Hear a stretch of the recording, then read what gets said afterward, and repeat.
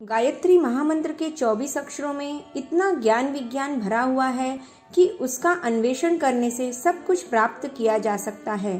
पंडित श्री राम शर्मा आचार्य। पुस्तक का नाम गायत्री महाविद्या का तत्व दर्शन। गायत्री वैदिक संस्कृत का एक छंद है जिसमें 8-8 अक्षरों के 3 चरण कुल 24 अक्षर होते हैं। गायत्री शब्द का अर्थ है प्राण रक्षक। गय कहते हैं प्राण को और त्री कहते हैं त्राण संरक्षण करने वाली को। जिस शक्ति का आश्रय लेने पर प्राण का, प्रतिभा का, जीवन का संरक्षण होता है उसे गायत्री कहा जाएगा।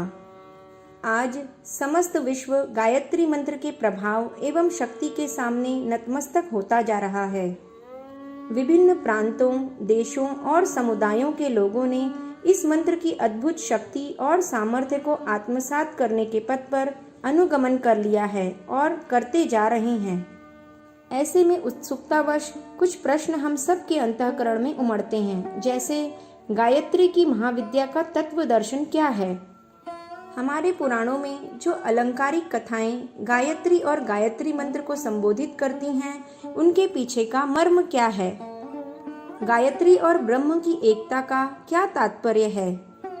क्या गायत्री की उपासना ही ब्रह्म की उपासना है? और अगर हाँ, तो क्या ब्रह्म को पाने का सर्वोत्तम मार्ग गायत्री है? क्या मनुष्यों के 3 प्रमुख दुखों के कारण के संपूर्ण निवारण की शक्ति रखने के कारण गायत्री को त्रिपदा गायत्री से संबोधित करते हैं? गायत्री के व्याख्यान स्वरूप विभिन्न शास्त्रों में, वेदों में, ग्रंथों में तथा अनेकानेक शास्त्रकारों, ऋषियों, तत्ववेत्ताओं और महापुरुषों ने क्या उद्बोधित किया है? क्या भौतिक एवं आध्यात्मिक दोनों क्षेत्रों में प्रगति करने के लिए इस वर्चस्व को धारण करना अनिवार्य है? और इस वर्चस्व को धारण करने के लिए क्या गायत्री सर्वश्रेष्ठ है?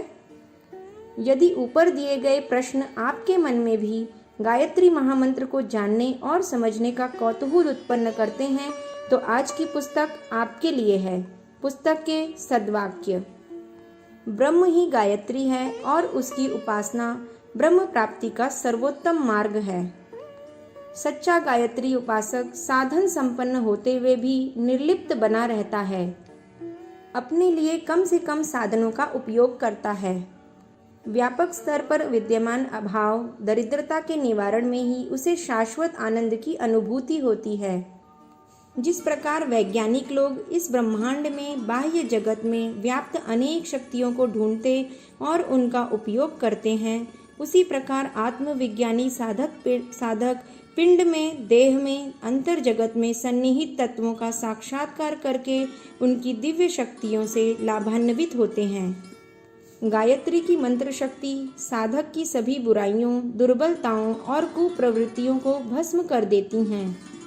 संसार के जन्म, मृत्यु आदि दुखों के कारण मूलभूत पापों का नाश करती है। प्रकाश द्वारा आंतरिक अंधकार को दूर करती है, इसीलिए इसे पाप नाशिनी कहते हैं। गायत्री की उच्च स्तरीय साधना से प्राण शक्ति की अभिवृद्धि होती है, अस्तु उसके प्रभाव परिणाम को ब्रह्म वर्चस्व कहा जाता है। पुस्तक के मुख्य बिंदु। गायत्री महाविद्या का तत्व दर्शन। गायत्री और ब्रह्म की एकता। वेदों में गायत्री का गौरव। महाभारत और गायत्री। तत्वज्ञान और विवेचन। वर्चस्व की साधना आत्मबल उभारने के लिए।